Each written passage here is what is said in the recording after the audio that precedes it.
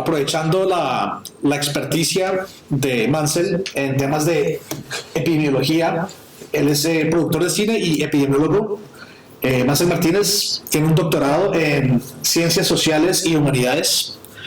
Y vamos a aprovechar eso para comparar a ver cómo está nuestra querida Colombia frente a otros países que están también tratando y lidiando con el coronavirus. Por ejemplo, ¿qué opinas de la labor de Duque y si la comparamos con Corea del Sur y Taiwán, que ellos tuvieron una reacción oportuna y contundente? ¿Cómo la comparamos con Duque? Lo que pasa es que es un poco injusto, por ejemplo, comparar a una persona con un país, digamos. Tendríamos que hablar de Colombia y Corea del Sur, okay. Por ejemplo. Entonces, primero hay unas diferencias enormes entre Corea del Sur o Taiwán y Colombia. Algunas de las diferencias, no sé, un número del 1 al 5, Andrés. 4. Listo, entonces 4 diferencias grandísimas. La primera es que Corea ya había tenido SARS, igual, o sea, toda esa parte de Oriente, ellos habían tenido una epidemia de SARS hace unos años, 2006. Taiwán creo que también. Y ellos tuvieron tiempo para, digamos, ellos se lo tomaron muy en serio porque vieron las vainas, eso tenía una mortalidad superior al 30% en ese momento, y ellos se tomaron las cosas muy en serio y ellos comenzaron a hacer medidas importantes desde ahí para acá, a mejorar su sistema de salud, a hacer muchas cosas que en este momento han sido muy útiles. Entonces, es una cosa que Corea hizo y que Colombia no. Hay otra cosa que ellos hicieron, por ejemplo, ellos tienen una investigación y la hijo de madre. Corea es uno de los países que más hace investigación. Colombia, la plata que se invierte en investigación en Colombia, en muchos de nuestros países, no solo es poca, sino que en algunos de nuestros países, incluyendo Estados Unidos, esa plata se ha ido disminuyendo. Ahí sí me haces reír más. Colombia sí invierte en epidemias. Como Colombia tiene algunas cosas, o sea, Colombia tiene, por ejemplo, un grupo de campo que es de los más antiguos del mundo, pues por lo menos de América, de los más antiguos de América Latina. Colombia tiene cosas ahí, pero Colombia no invierte lo que debería en las epidemias. Pero déjenme, yo termino con las 4 cosas, porque hay unas que son muy diferentes. Entonces, una también es la tecnovigilancia. Corea tiene un nivel de cámaras de lectura de temperaturas que Corea del Sur tiene, además de las cámaras, tiene las aplicaciones, pero las aplicaciones son espionaje a las personas, o sea, son gobiernos muy fuertes que viven en una tensión constante de conflictos bélicos y de otras cosas, y ellos tienen un régimen que es muy fuerte con la tecnovigilancia que no tenemos y que no queremos tener en nuestros países, pues por lo menos yo no quisiera que eso existiera en Colombia, y ellos tienen además una sociedad que hace cosas distintas, muy distintas, una sociedad más juiciosa. Los colombianos no son juiciosos, y eso no es malo, ¿sabes? La gente que dice, que tan disciplinados los asiáticos, eso es muy bueno para algunas cosas, pero eso no es bueno para otras. Para la depresión es malo. No, la indisciplina no es mala. Entonces nuestros países indisciplinados con gente indisciplinada, eso es pésimo para algunas vainas, porque por ejemplo, para seguir una cuarentena cuando se necesita, eso es pésimo. Es bueno para la música, para la rumba. Para la música, para la rumba, para la crítica social, para otras cosas, esa indisciplina nuestra es buena. Entonces hay unas diferencias entre los países. Otra diferencia, ahí la ñapa, sería que estos, por ejemplo, Corea del Sur produce las pruebas, ellos son productores. O sea, si esa vaina se curara con café, Brasil y Colombia y muchos países de Centroamérica estábamos tranquilos, porque somos productores de esa vaina.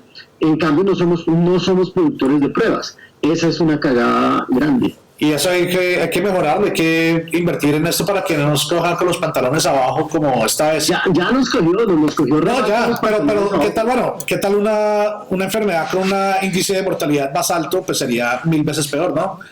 Claro, pero el índice de mortalidad de esta enfermedad no es para menoscabarlo, ¿no? Es un índice de mortalidad que está cerca del 4% de los casos identificados y que en algunos países puede llegar al 8%, como en Italia, por ejemplo, entonces es altísimo. En otros países, es del 2, y eso es muy nuevo, eso va variando mucho, pero eso le va a cambiar la cara al mundo, a las pirámides poblacionales, eso va a tener influencia con las herencias, con un montón de cosas. Ahora, ¿qué se está haciendo en Colombia? Y ahí sí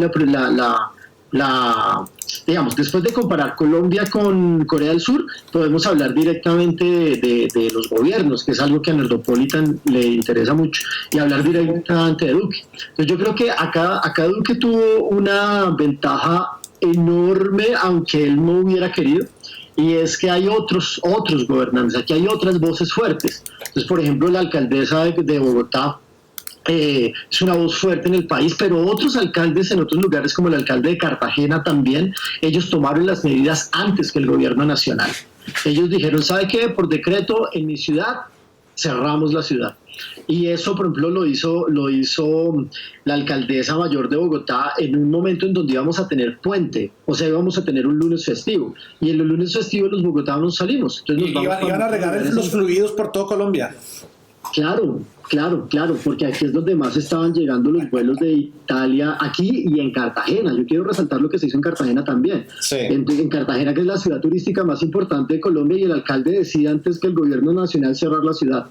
Entonces, eso fue súper importante haberlo hecho en Bogotá, en Cartagena, y en otros municipios más pequeños, en otras ciudades también se hizo. Eso obligó al gobierno nacional a ponerse las pilas y a reaccionar rápido, hasta por una contienda política, por no dejar que quien lidere sean otras personas, por una necesidad de protagonismo que en este caso nos está jugando a favor. Entonces hay como una competencia entre Bogotá y Colombia, a ver quién lo hace mejor. Está de alguna manera funcionando, sí, porque en otros países como en Brasil hay una competencia entre el gobierno nacional en cabeza de su presidente Bolsonaro, que está actuando muy mal. ¿Yo puedo decir imbécil acá o no se puede? Sí, diga lo que quiera, diga malparido, gonorrea.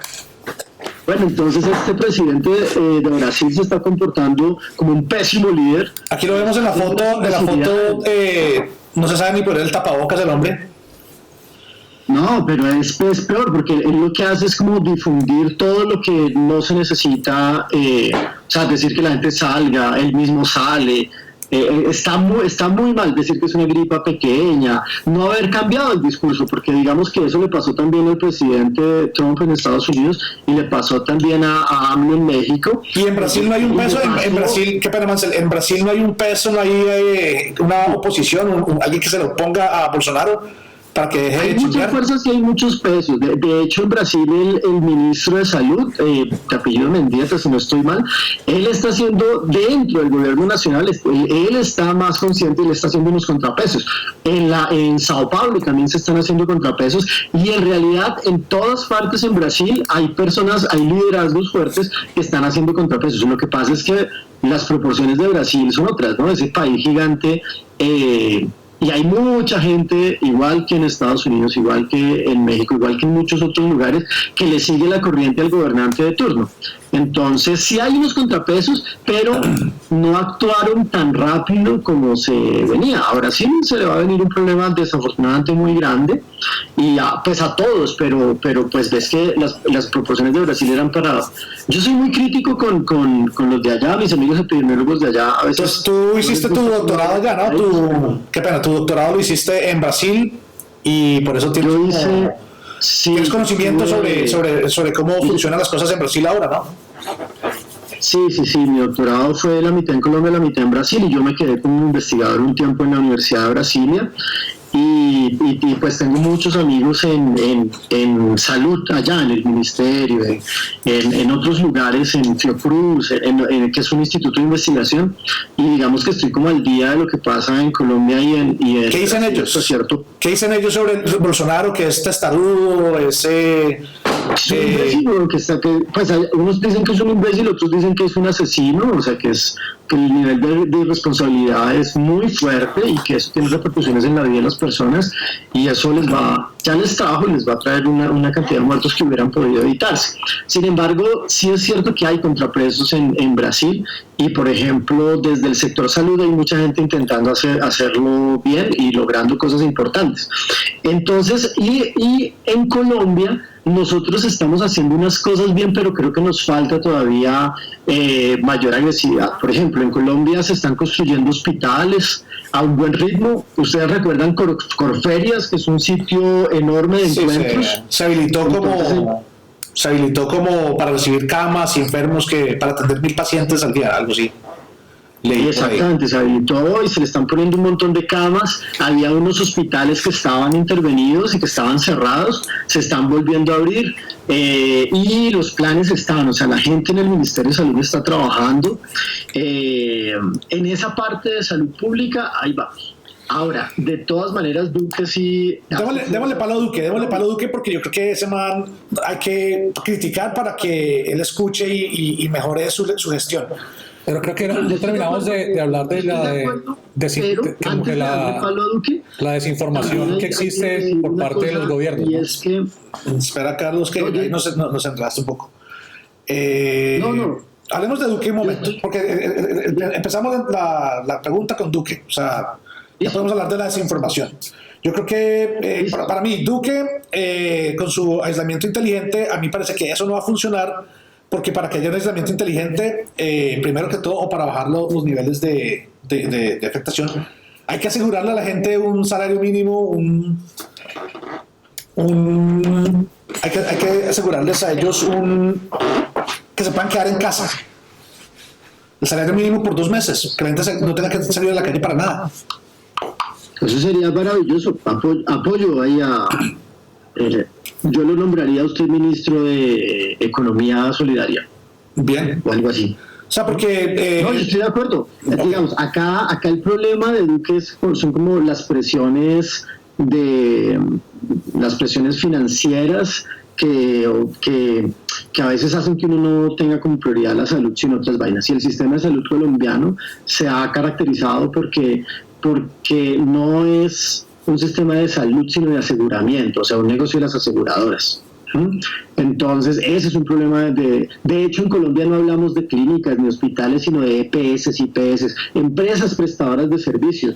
Ya no se habla tanto como de los pacientes, sino de usuarios y cosas que no son del lenguaje médico ni que son del lenguaje de la plata. Y en eso estamos nosotros metidos en Colombia, y los problemas más grandes que va a tener el señor Duque son de ese tipo, porque en salud hay unos asesores que están haciendo su trabajo, y hay personas en el Ministerio, en el Instituto Nacional de Salud, en las Secretarías de Salud, los que están al frente, las enfermeras, las médicas, los enfermeros, los médicos, los terapeutas respiratorios, los que están al frente se están preparando para dar una batalla, la que haya que dar. Aunque tienen unos sueldos de mierda. Aquí son sueldos muy malos para los trabajadores de salud, y eso... Sin mencionar que a veces ni les pagan. Complicado. A veces ni les pagan. Las EPS a veces se retrasan en los pagos de los doctores. Sí. Entonces ahí también hay que hablar de lo de la ley 100, que perjudicó, y se nota que perjudica a países como Colombia y Estados Unidos, donde la salud es un negocio. Y si los comparamos con países como Canadá, que asegura el sistema de salud para todos sus ciudadanos, y además en Canadá también están ofreciendo el 70% del salario de la gente que queda desempleada para que se quede en casa. Me parece que sí. Canadá tiene una buena respuesta frente a la epidemia, y ese sería uno de los ejemplos, además de lo que se está haciendo en Corea y en Canadá. Claro, y ahí hay ejemplos en Latinoamérica interesantes. Por ejemplo, uno mira países como Costa Rica, países como Uruguay, el mismo Chile, un poco. Bueno, la respuesta hacer cosas distintas. La respuesta del presidente de El Salvador, que fue también congelar, pues no tanto la parte de salud, pero en lo de los pagos de arriendos y servicios públicos, congelarlos por lo menos 3 meses para que la gente pueda por lo menos no estar ahorcada y que se quede en casa. Y que se pueda quedar en casa. Sí. Sí, acá en Colombia yo pienso que la parte que tiene que ver más directamente con salud, hasta que se está manejando mejor que en otros lugares. Pero la parte que tiene que ver con la protección integral de las personas, eso todavía estamos muy crudos, eso todavía estamos dando palos de ciego para un lado y para otro, y ahí hay unos intereses muy fuertes que interfieren mucho. Entonces lo que acá se está planteando por ahora, lo que yo escucho por lo menos, son cosas como préstamos, ¿no? Como darle préstamos a la gente y a las empresas. Esa es, pues no sé, eso es complicado, ¿no? Como es lo mismo que hizo aquí el gobierno de Estados Unidos, que primero salvó a las empresas de corporaciones, a los banqueros, y le da una limosnita al resto de la población. O sea, a los 60 millones de personas que quedaron desempleadas en Estados Unidos, le va a dar $1,000, que aquí eso se va en hilo dental. No, bueno, o sea, la gente que queda desempleada tiene derecho a un seguro de desempleo. Y adicional a eso, entonces reciben un desembolso único de 1.200 por persona y 500 por cada niño. Que en algunas ciudades o territorios más pequeños puede funcionar, pero en ciudades grandes 1.200 no es... O sea, es la mitad de un arriendo. No tiene la mitad del arriendo. Ni la mitad del arriendo. Acá en Colombia se están haciendo cosas como llevarle mercado a gente que está en condiciones muy complicadas, digamos. Eso está bien. Y en Bogotá se están haciendo algunas cosas adicionales, como que cada alcalde también comienza a entender que que no puede esperar solo las medidas nacionales, sino que la cosa es también de liderazgo local. Y en eso hay líderes acá que están reaccionando bien y otra gente que está muy dormida. Y yo creo que ahí estamos nosotros lejos de tomar como las mejores decisiones todavía. Eso todavía tiene mucha discusión y estamos muy lentos en la respuesta en Colombia, a pesar de que sí se está reaccionando y sí se están pensando las cosas. Pero ¿cuál es el problema? Que esta no es una crisis igual a las demás. La gente se estaba preparando para una crisis como la del 2008 o algo así, pero nosotros nunca habíamos tenido una pandemia en este siglo, ni hace 100 años, y la que tuvimos hace 100 años fue muy distinta también. Entonces, este problema que tenemos nosotros en este momento va a cambiar.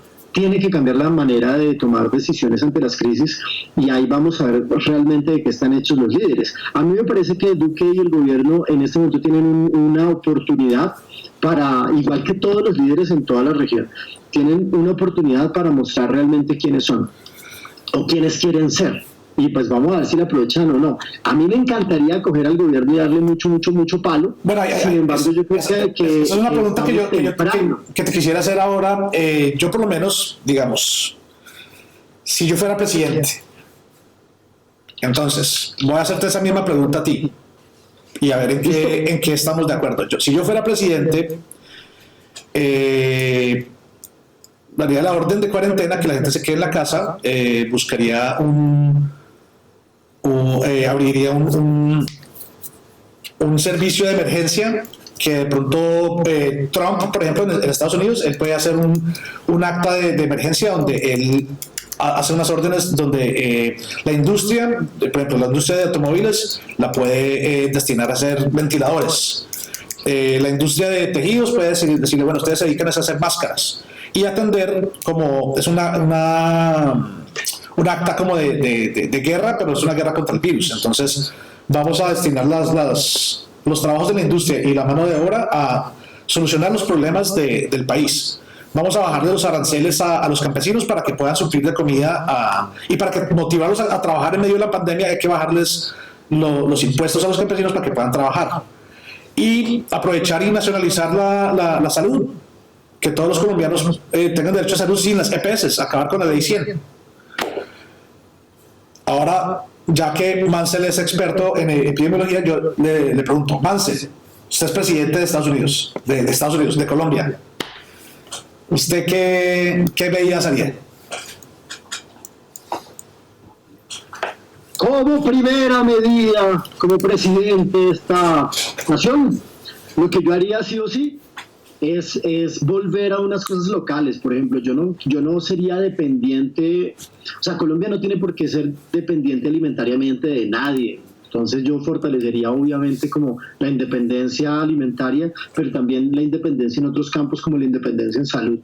Nosotros tenemos en Colombia la capacidad absoluta de hacer tapabocas, de hacer trajes de protección, tenemos la capacidad absoluta de hacer respiradores, o sea, nosotros tenemos una industria capaz de hacer los berracos respiradores y de hacer un montón de vainas en salud que no estamos haciendo porque aparentemente es más barato importarla, y eso es más barato a cortísimo plazo, pero eso a largo plazo es una dependencia absurda cuando tú tienes la capacidad de generar eso. Entonces yo volvería a esas cosas locales.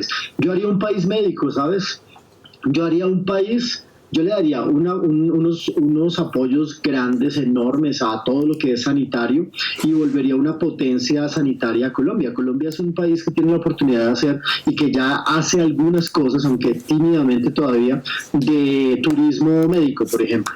Entonces es más barato venir a Colombia a hacerse todo un tratamiento odontológico, pasar un mes, ir a pasear a Cartagena o a San Andrés o al Amazonas o al Eje Cafetero o al Pacífico o a los Llanos, y todo ese paquete, y devolverse a Estados Unidos, todo ese paquete va a salir mucho más barato, por menos de la mitad que lo que saldría en Estados Unidos. Entonces nosotros podríamos ser una potencia médica acá. ¿Qué más haría? Haría más especialistas. Colombia tiene una gran producción de médicos y enfermeras y enfermeros y médicas, pero a Colombia le hace falta muchos especialistas. Ser especialista en Colombia es muy caro y es muy complicado. Yo haría una cosa grandísima con eso. Yo también ahí estoy absolutamente de acuerdo con Andrés. Usted sería señor ministro de alguna cosa. Entonces yo estoy de acuerdo con lo del campo. Nosotros tenemos que, o sea, el campo nuestro es, el campo a nosotros nos va a salvar, y lo único, digamos, y no podemos simplemente como cargarle más impuestos, joder la producción local. Ahí el campo podemos hacerlo de una manera muy fuerte. Yo le daría un espacio a las comunidades indígenas como científicas, o sea, la riqueza que nosotros tenemos en medicinas tradicionales es comparable a la riqueza que tiene toda China. O sea, todo lo que nosotros tenemos en Colombia en medicinas tradicionales es comparable a lo que se tiene en la India, o a lo que se tiene en China, o a lo que se tiene en México, pero nosotros miramos eso es como con desprecio y que un montón de problema para reconocer a estos sabios. Yo haría unos aportes enormes de todo tipo para que ellos tuvieran las condiciones adecuadas para traspasar o sea, para que su conocimiento en sus comunidades volviera a resurgir, y que de paso ese conocimiento afectara a Colombia también de manera positiva. Y otra cosa que yo haría si fuera presidente con respecto a lo de las epidemias es que atendería la emergencia ahorita, pero estaría pensando en otras cosas. ¿De qué es de lo que las personas se enferman más en una situación de emergencia? De lo que ya se venían enfermando antes. Entonces, en este momento los problemas renales que hay en Colombia van a subir. El dengue, que es una epidemia gigantesca que nosotros tenemos en gran parte de América, y que en Colombia es especialmente algo a lo que hay que ponerle atención, va a subir. El abuso y todos los problemas de violencia, el abuso sexual, el maltrato físico, especialmente con mujeres, con niños y con adultos mayores, en este momento sí. Eso ya lo teníamos alto y va a subir. El intento de suicidio va a subir. Sí, las enfermedades crónicas van a subir. Estamos hablando hace un rato que de hecho ya subieron los casos de violencia doméstica en casi todos los países que tienen cuarentena obligatoria.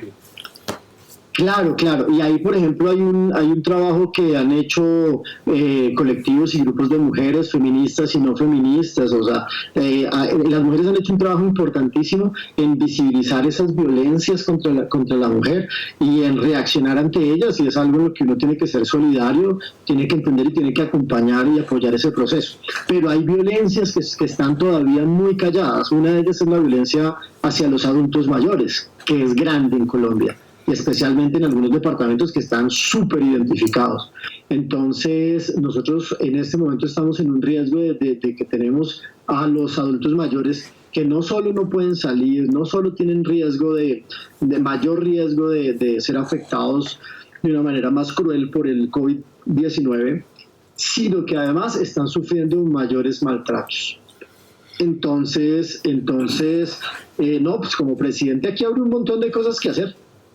Eso sí. Yo tengo, hay una pregunta aquí que me parece interesante de Wilfrido Rodríguez Orozco, y él pregunta, ¿cómo se mantendrían los hogares de estrato 3 o 4 con trabajadores independientes con una cuarentena extendida por los 2 meses? Y yo tengo una propuesta, a ver qué dice Mansell, y por lo menos en Estados Unidos se está hablando de un salario básico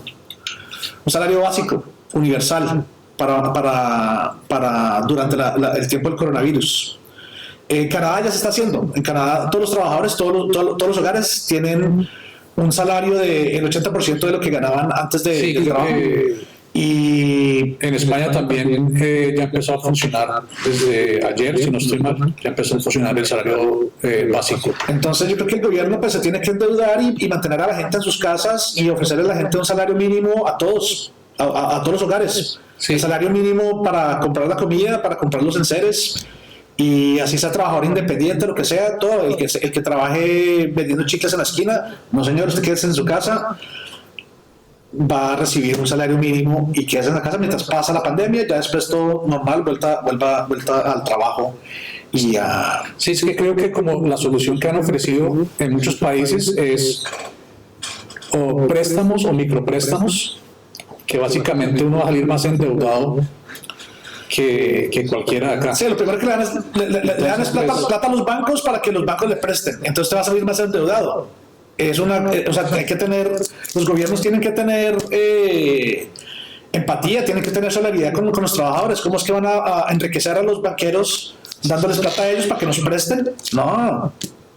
No se trata de eso, no tiene sentido como esa forma de ver las cosas. La gente no se va a quedar en casa porque prefiere no pedir el préstamo y sale a seguir vendiendo chicles. Es así de fácil. No es una buena medida. Mansell, ¿qué opina? 3 cosas. Vale. La primera, yo estoy de acuerdo, digamos, o sea, ¿cómo es posible que en cuántos años de capitalismo llevamos en Colombia no tengamos ahorros para sobrevivir 3 meses? O sea, un capitalista de verdad tiene plata suficiente para vivir por lo menos los próximos 2 años, ¿o no? Ahí uno debería tener las reservas suficientes para garantizar, o sea, uno como Estado debería tener la reserva de plata suficiente para poder en una crisis decir, este país es sostenible con las reservas que tiene por lo menos durante tanto tiempo. Eso sería buenísimo, eso sería como el deber ser. Ahora, siendo más realistas, eso de los préstamos que yo pago, o sea, si a mí me dan una plata como préstamo que después me toca pagarla, además con intereses, no funciona solo para las personas, funciona también para los gobiernos. Entonces muchos de los gobiernos lo que van a terminar haciendo es pidiendo plata prestada a organizaciones internacionales como el Banco Mundial o el Fondo Monetario Internacional y otros, para poder hacer como lo que van a necesitar de todo lo que no han hecho en estos años, como la construcción de hospitales y otra serie de cosas, es para intentar hacerlo ahora y además para intentar como resolver esa cosa económica que se nos viene, que es muy complicada, y ese préstamo también nos toca pagarlo. Entonces el gobierno que va a dar plata, alguna sí, muy poca, más a unos sectores que a otros, dependiendo del país, etcétera, va a tener que pagar esos préstamos después y eso nos va a salir putamente caro. Entonces esas son cosas para ir teniendo en cuenta. Yo estoy de acuerdo con lo que ustedes dicen y con lo que se ha hecho ya en algunos gobiernos, pero soy medio pesimista con que algo así se haga de una manera adecuada en muchos de nuestros países. Eso va a ser muy complejo. No, pues que ya y lo tercero, que me parece importantísimo, es sin desconocer.